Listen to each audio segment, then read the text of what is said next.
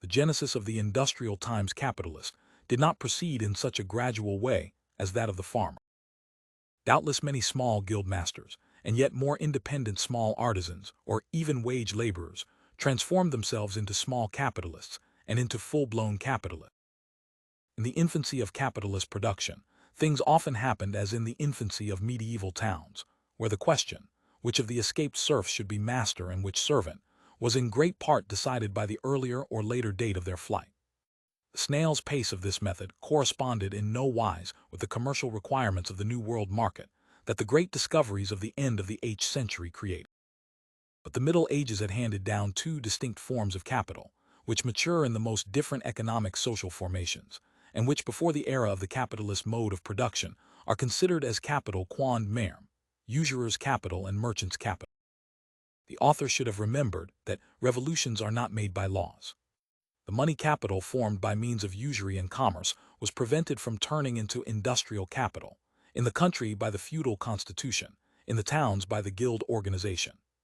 These fetters vanished with the dissolution of feudal society, with the expropriation and partial eviction of the country population. The new manufactures were established at seaports, or at inland points beyond the control of the old municipalities and their guild. Hence in England, an embittered struggle of the corporate towns against these new industrial nurseries. The discovery of gold and silver in America, the extirpation, enslavement and entombment in mines of the aboriginal population, the beginning of the conquest and looting of the East Indies, the turning of Africa into a warren for the commercial hunting of blackskins, signalized the rosy dawn of the era of capitalist production. These idyllic proceedings are the chief momenta of primitive accumulation. On their heels treads the commercial war of the European nations, with the globe for a theater. It begins with the revolt of the Netherlands from Spain, assumes giant dimensions in England's anti-Jacobin war, and is still going on in the Opium Wars against China, and the different momenta of primitive accumulation distribute themselves now, more or less in chronological order, particularly over Spain, Portugal, Holland, France, and England. In England at the end of the 8th century, they arrive at a systematical combination, embracing the colonies, the national debt, the modern mode of taxation, and the protectionist system. These methods depend in part on brute force, the colonial system. But they all employ the power of the state, the concentrated and organized force of society, to hasten, hothouse fashion, the process of transformation of the feudal mode of production into the capitalist mode, and to shorten the transition. Force is the midwife of every old society pregnant with a new one. It is itself an economic power. The Christian colonial system, W. Howitt, a man who makes a speciality of Christianity, says, "The barbarities and desperate outrages of the so-called Christian race, throughout every region of the world, and upon every people they have been able to subdue, are not to be paralleled by those of any other race, however fierce, however untaught, and however reckless of mercy and of shame, in any age of the earth." The history of the colonial administration of Holland, and Holland was the head capitalistic nation of the 8th century, is one of the most extraordinary relations of treachery, bribery, massacre, and meanness. Nothing is more characteristic than their system of stealing men to get slaves for Java. The men stealers were trained for this purpose. The thief, the interpreter, and the seller were the chief agents in this trade, native princes the chief seller. The young people stolen were thrown into the secret dungeons of Celebes until they were ready for sending to the slave ship. An official report says, "This one town of Macassar is full of secret prisons, one more horrible than the other, crammed with unfortunates, victims of greed and tyranny, fettered in chains, forcibly torn from their family." To secure Malacca, the Dutch corrupted the Portuguese governor. He let them into the town inn. They hurried at once to his house and assassinated him, to abstain from the payment of £1, the price of his treason. Wherever they set foot, devastation and depopulation followed. Banjuangi, a province of Java, numbered over inhabitants in only. Sweet commerce. The colonial system ripened, like a hothouse, trade and navigation. The society's monopolia of Luther were powerful levers for concentration of capital. The colonies secured a market for the budding manufactures, and through the monopoly of the market, an increased accumulation. The treasures captured outside Europe by undisguised looting, enslavement, and murder floated back to the mother country and were there turned into capital. Holland, which first fully developed the colonial system, stood already in the acme of its commercial greatness. It was Gulick forgets to add that by The people of Holland were more overworked, poorer and more brutally oppressed than those of all the rest of Europe put together. Today, industrial supremacy implies commercial supremacy. In the period of manufacture properly so called, it is, on the other hand, the commercial supremacy that gives industrial predominance. Hence the preponderant role that the colonial system plays at that time. It was who perched himself on the altar cheek by jowl with the old gods of Europe, and one fine day with a shove and a kick chucked them all of a heap. It proclaimed surplus value making as the sole end and aim of humanity. The system of public credit, of national debts, whose origin we discover in Genoa and Venice as early as the Middle Ages, took possession of Europe generally during the manufacturing period. The colonial system, with its maritime trade and commercial wars, served as a forcing house for it. Thus it first took root in Holland. National debts, the alienation of the state, whether despotic, constitutional, or republican, marked with its stamp the capitalistic era. The only part of the so-called national wealth that actually enters into the collective possessions of modern peoples is their national debt. Hence, as a necessary consequence, the modern doctrine that a nation becomes the richer the more deeply it is in debt. Public credit becomes the credo of capital. And with the rise of national debt-making, want of faith in the national debt takes the place of the blasphemy against the Holy Ghost, which may not be forgiven. The public debt becomes one of the most powerful levers of primitive accumulation. As with the stroke of an enchanter's wand, it endows barren money with the power of breeding, and thus turns it into capital, without the necessity of its exposing itself to the troubles and risks inseparable from its employment in industry or even in usury. The state creditors actually give nothing away, for the sum lent is transformed into public bonds, easily negotiable, which go on functioning in their hands just as so much hard cash would. Further, apart from the class of lazy annuitants thus created, and from the improvised wealth of the financiers, middlemen between the government and the nation, as also apart from the tax farmers, merchants, private manufacturers, to whom a good part of every national loan renders the service of a capital fallen from heaven, the national debt has given rise to joint stock companies, to dealings in negotiable effects of all kinds, and to agiotic. In a word, to stock exchange gambling and the modern bankocracy. With the national debt arose an international credit system, which often conceals one of the sources of primitive accumulation in this or that people. Thus the villainies of the Venetian thieving system formed one of the secret bases of the capital wealth of Holland, to whom Venice in her decadence lent large sums of money. So also was it with Holland and England. By the beginning of the 8th century, the Dutch manufacturers were far outstripped. Holland had ceased to be the nation preponderant in commerce and industry. One of its main lines of business, therefore, is the lending out of enormous amounts of capital, especially to its great rival England. The same thing is going on today between England and the United States. A great deal of capital, which appears today in the United States without any certificate of birth, was yesterday, in England, the capitalized blood of children. As the national debt finds its support in the public revenue, which must cover the yearly payments for interest, and the modern system of taxation was the necessary complement of the system of national loan. The loans enable the government to meet extraordinary expenses without the taxpayers feeling it immediately, but they necessitate, as a consequence, increased taxes. On the other hand, the raising of taxation caused by the accumulation of debts contracted one after another compels the government always to have recourse to new loans for new extraordinary expenses. Modern fiscality, whose pivot is formed by taxes on the most necessary means of subsistence, thus contains within itself the germ of automatic progression. Overtaxation is not an incident, but rather a principle.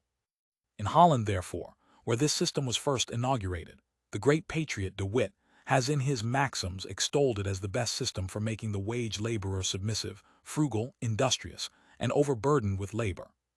The destructive influence that it exercises on the condition of the wage laborer concerns us less, however, here, than the forcible expropriation, resulting from it, of peasants, artisans, and in a word, all elements of the lower middle class. On this there are not two opinions, even among the bourgeois economists. Its expropriating efficacy is still further heightened by the system of protection, which forms one of its integral parts. The great part that the public debt, and the fiscal system corresponding with it, has played in the capitalization of wealth and the expropriation of the masses, has led many writers like Kapital, Doubleday, and others to seek in this, incorrectly, the fundamental cause of the misery of the modern people. The system of protection was an artificial means of manufacturing manufacturers, of expropriating independent laborers, of capitalizing the national means of production and subsistence, of forcibly abbreviating the transition from the medieval to the modern mode of production. The European states tore one another to pieces about the patent of this invention, and once entered into the service of the surplus value makers, did not merely lay under contribution in the pursuit of this purpose their own people, indirectly through protective duties, directly through export premium. They also forcibly rooted out in their dependent countries all industry, as England did with the Irish woolen manufacture. On the continent of Europe, after Colbert's example, the process was much simplified. Primitive industrial capital here came in part directly out of the state treasury. Why, cries Muribau, why go so far to seek the cause of the manufacturing glory of Saxony before the war? Of debts contracted by the sovereigns. Colonial system, public debts, heavy taxes, protection, commercial wars, and these children of the true manufacturing period increased gigantically during the infancy of modern industry. The birth of the latter is heralded by a great slaughter of the innocents. Like the Royal Navy, the factories were recruited by means of the press gang. Laissez as Sir F. M. Eden is as to the horrors of the expropriation of the agricultural population from the soil, from the last third of the 8th century to his own time, with all the self-satisfaction with which he rejoices in this process, for establishing capitalistic agriculture. And he does not show, however, the same economic insight in respect to the necessity of child stealing and child slavery for the transformation of manufacturing exploitation into factory exploitation, and the establishment of the between capital and labor power. He says, it may perhaps be worthy the attention of the public to consider whether any manufacture which, in order to be carried on successfully, requires that cottages and workhouses should be ransacked for poor children, that they should be employed by turns during the greater part of the night and robbed of that rest which, though indispensable to all, is most required by the young, and that numbers of both sexes, of different ages and disposition, should be collected together in such a manner that the contagion of example cannot but lead to profligacy and debauchery, will add to the sum of individual or national felicity. With the development of capitalist production during the manufacturing period, the public opinion of Europe had lost the last remnant of shame and conscience. The nations bragged cynically of every infamy that served them as a means to capitalistic accumulation. Read the naive annals of commerce of the worthy A. Anderson. Here it is trumpeted forth as a triumph of English statecraft that at the Peace of Utrecht, England extorted from the Spaniards by the Asiento Treaty the privilege of being allowed to ply the Negro trade, until then only carried on between Africa and the English West Indies, between Africa and Spanish America as well. England thereby acquired the right of supplying Spanish America until with Negroes yearly. This threw at the same time an official cloak over British smuggling. Liverpool waxed fat on the slave trade. This was its method of primitive accumulation. And even to the present day, Liverpool is the Pindar of the slave trade which, compare the work of Aiken already quoted. Liverpool employed in the slave trade, in ships in, and in. Whilst the cotton industry introduced child slavery in England, it gave in the United States a stimulus to the transformation of the earlier, more or less patriarchal slavery into a system of commercial exploitation. In fact, the veiled slavery of the wage workers in Europe needed, for its pedestal, slavery pure and simple in the New World. What does the primitive accumulation of capital, its historical genesis, resolve itself into? In so far as it is not immediate transformation of slaves and serfs into wage laborers, and therefore a mere change of form, it only means the expropriation of the immediate producers, the dissolution of private property based on the labor of its owner. Private property, as the antithesis to social, collective property, exists only where the means of labor and the external conditions of labor belong to private individuals. But according as these private individuals are laborers or not laborers, private property has a different character. The numberless shades that at first sight present correspond to the intermediate stages lying between these two extremes. The private property of the laborer and his means of production is the foundation of petty industry. Whether agricultural, manufacturing, or both, petty industry, again, is an essential condition for the development of social production and of the free individuality of the laborer himself. Of course, this petty mode of production exists also under slavery, serfdom, and other states of dependence. But it flourishes, it lets loose its whole energy, it attains its adequate classical form, only where the laborer is the private owner of his own means of labor set in action by himself, the peasant of the land which he cultivates, the artisan of the tool which he handles as a virtuoso. This mode of production presupposes parceling of the soil and scattering of the other means of production. As it excludes the concentration of these means of production, so also it excludes cooperation, division of labor within each separate process of production, the control over, and the productive application of the forces of nature by society, and the free development of the social productive power. It is compatible only with a system of production, and a society moving within narrow and more or less primitive bounds. To perpetuate it would be, as Pecure rightly says, to decree universal mediocrity. At a certain stage of development, it brings forth the material agencies for its own dissolution. From that moment, new forces and new passions spring up in the bosom of society, but the old social organization fetters them and keeps them down. It must be annihilated, it is annihilated. Its annihilation, the transformation of the individualized and scattered means of production into socially concentrated ones, of the pygmy property of the many into the huge property of the few, the expropriation of the great mass of the people from the soil, from the means of subsistence, and from the means of labor, this fearful and painful expropriation of the mass of the people forms the prelude to the history of capital. It comprises a series of forcible methods, of which we have passed in review only those that have been epoch-making as methods of the primitive accumulation of capital. The expropriation of the immediate producers was accomplished with merciless vandalism, and under the stimulus of passions the most infamous, the most sordid, the pettiest, the most meanly odious.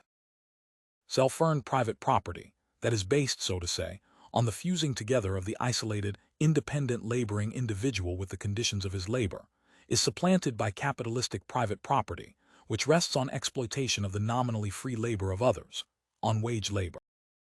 As soon as this process of transformation has sufficiently decomposed the old society from top to bottom, as soon as the laborers are turned into proletarians, their means of labor into capital, as soon as the capitalist mode of production stands on its own feet, then the further socialization of labor and further transformation of the land and other means of production into socially exploited, and therefore common means of production, as well as the further expropriation of private proprietors, takes a new form.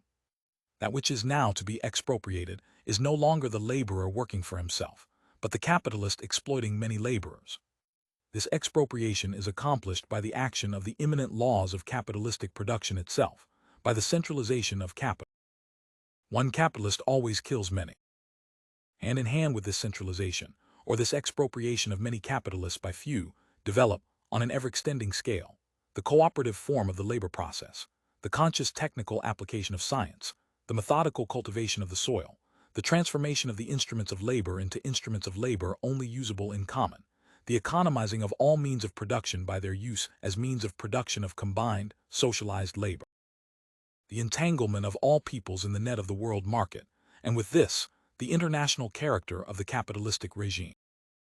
Along with the constantly diminishing number of the magnates of capital, who usurp and monopolize all advantages of this process of transformation, grows the mass of misery, oppression, slavery, degradation, exploitation. But with this too grows the revolt of the working class, a class always increasing in numbers, and disciplined, united, organized by the very mechanism of the process of capitalist production itself. The monopoly of capital becomes a fetter upon the mode of production, which has sprung up and flourished along with, and under it. Centralization of the means of production and socialization of labor at last reach a point where they become incompatible with their capitalist integument. This integument is burst asunder. The knell of capitalist private property sound. The expropriators are expropriated. The capitalist mode of appropriation, the result of the capitalist mode of production, produces capitalist private property. This is the first negation of individual private property, as founded on the labor of the proprietor. A capitalist production begets, with the inexorability of a law of nature, its own negation. It is the negation of negation. This does not re-establish private property for the producer, but gives him individual property based on the acquisition of the capitalist era, on cooperation and the possession in common of the land and of the means of production. The transformation of scattered private property, arising from individual labor, into capitalist private property is, naturally, a process, incomparably more protracted, violent, and difficult than the transformation of capitalistic private property, already practically resting on socialized production, into socialized property. In the former case, we had the expropriation of the mass of the people by a few usurpers. In the latter, we have the expropriation of a few usurpers by the mass of the people. For the understanding of the following discoveries of Wakefield, two preliminary remarks. We know that the means of production and subsistence, while they remain the property of the immediate producer, are not capital. They become capital only under circumstances in which they serve at the same time as means of exploitation and subjection of the laborer. But this capitalist soul of theirs is so intimately wedded, in the head of the political economist, to their material substance, that he christens them capital under all circumstances, even when they are its exact opposite. Thus is it with Wakefield.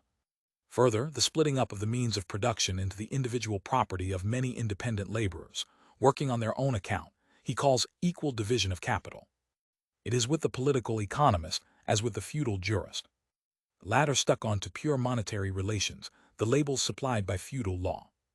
We have seen that the expropriation of the mass of the people from the soil forms the basis of the capitalist mode of production. The essence of a free colony, on the contrary, consists in this, that the bulk of the soil is still public property, and every settler on it therefore can turn part of it into his private property and individual means of production, without hindering the later settlers in the same operation. This is the secret both of the prosperity of the colonies and of their inveterate vice, opposition to the establishment of capital. Where land is very cheap and all men are free, where everyone who so pleases can easily obtain a piece of land for himself, not only is labor very dear, as respects the laborer's share of the produce, but the difficulty is to obtain combined labor at any price. As in the colonies, the separation of the laborer from the conditions of labor and their root, the soil, does not exist, or only sporadically, or on too limited a scale, so neither does the separation of agriculture from industry exist, nor the destruction of the household industry of the peasantry. Whence then is to come the internal market for capital. No part of the population of America is exclusively agricultural, excepting slaves and their employers who combine capital and labor in particular works. Free Americans who cultivate the soil follow many other occupations. Some portion of the furniture and tools which they use is commonly made by themselves. They frequently build their own houses and carry to market, at whatever distance, the produce of their own industry. They are spinners and weavers. They make soap and candle, as well as in many cases shoes and clothes for their own use. In America, the cultivation of land is often the secondary pursuit of a blacksmith, a miller, or a shopkeeper. With such queer people as these, where is the field of abstinence for the capitalist? However, we are not concerned here with the conditions of the colony. The only thing that interests us is the secret discovered in the New World by the political economy of the Old World, and proclaimed on the housetops, that the capitalist mode of production and accumulation, and therefore capitalist private property, have for their fundamental condition the annihilation of self-earned private property, in other words, the expropriation of the laborer. End of book.